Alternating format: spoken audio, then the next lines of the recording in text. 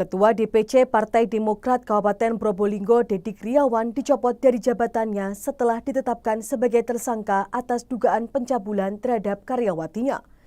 Dedi yang dilantik Ketua Umum Partai Demokrat Agus Harimurti Yudhoyono di Kota Batu pada 2022 saat ini ditahan di Mapolres Probolinggo Kota. Assalamualaikum warahmatullahi wabarakatuh. Salam seger waras oben. Kabar terbaru datang dari Partai Demokrat. Demokrat lagi. Bukan tentang perkembangan koalisi perubahan atau kepastian deklarasi bareng PKS dan Nasdem. Melainkan kabar yang memalukan, salah satunya Ketua DPC di Jawa Timur, tepatnya di Kabupaten Probolinggo.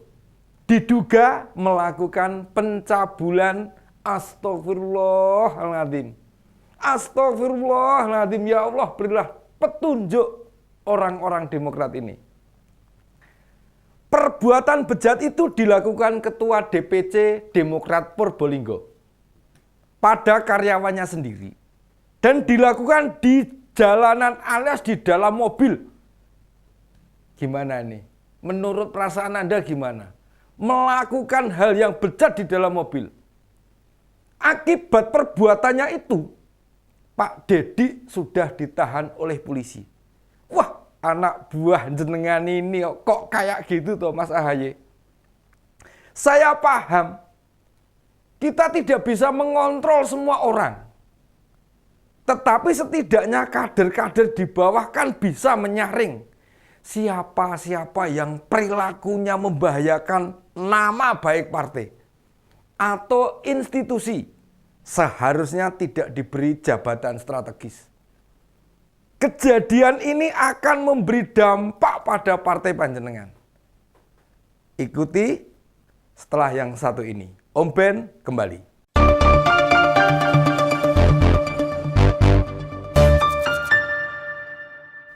Tindakan pencabulan ini sudah pasti mencoreng nama baik. Bukan hanya nama baik keluarga.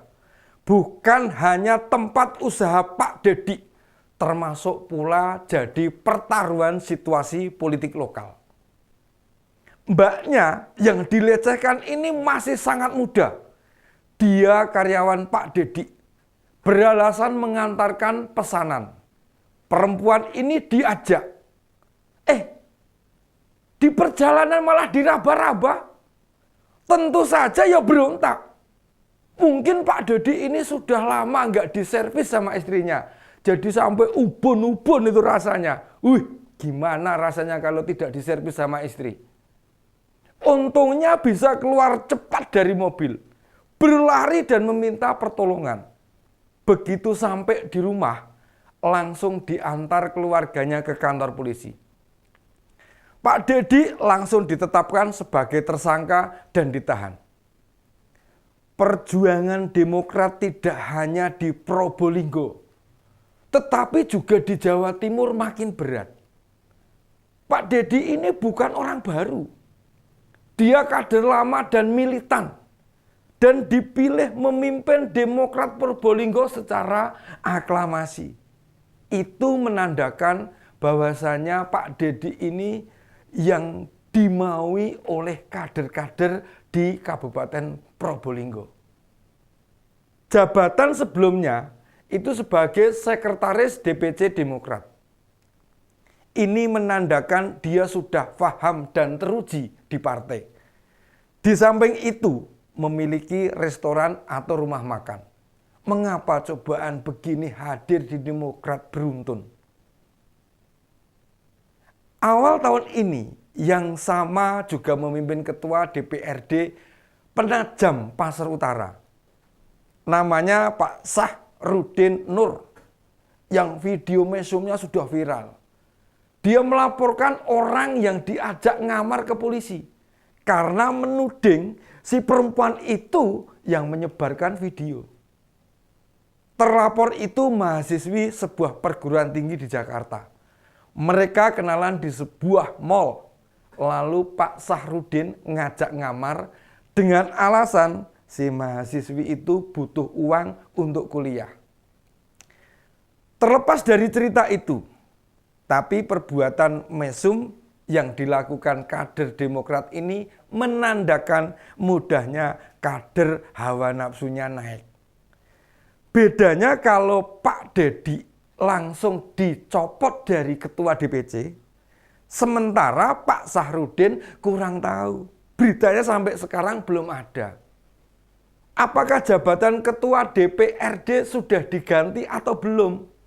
Kejadian-kejadian ini menambah beban partai, apalagi menjelang pemilu 2024. Pemilu serentak tahun depan itu bukan hanya ajang kontestasi wakil rakyat saja, tetapi juga pemilihan kepala daerah. Jadi yang berat itu bukan hanya penyelenggara pemilu, masyarakat yang menggunakan hak pilihnya, termasuk partai politik peserta pemilu.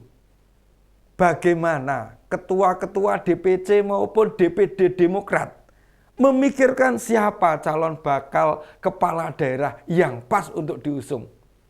Mau berkoalisi dengan siapa?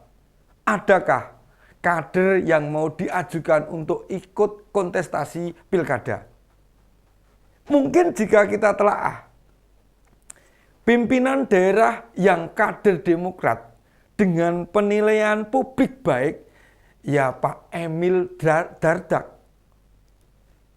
Selain itu, apakah di tahun 2024 Pak Emil masih akan menjadi wakil Bu Khofifah?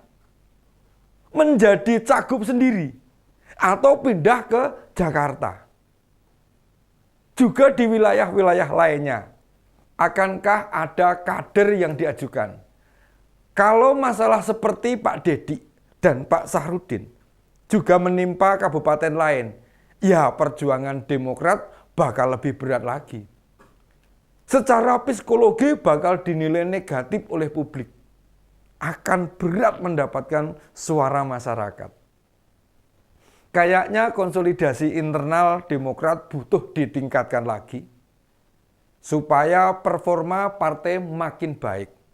Penataan kader itu bukan perkara mudah.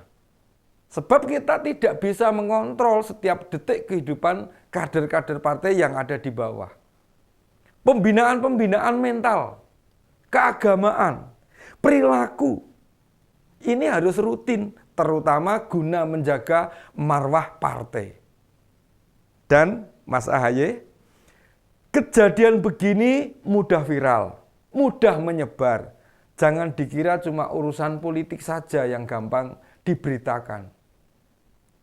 Sebelum berperang, siapkan pasukan terlebih dahulu.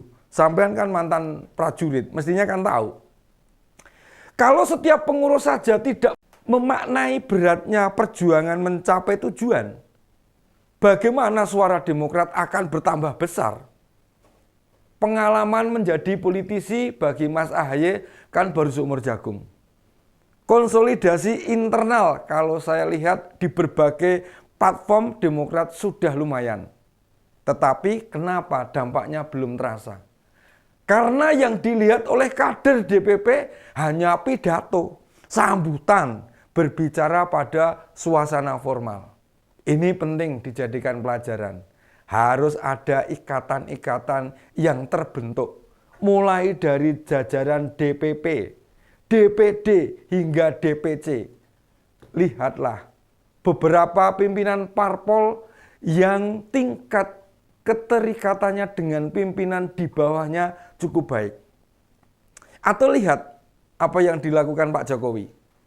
Ketika berkunjung ke sebuah daerah atau wilayah, beliau sering memberi teladan cara memperlakukan warga, berkomunikasi, berdialog, tidak hanya formalitas, namun menyentuh hati warga juga.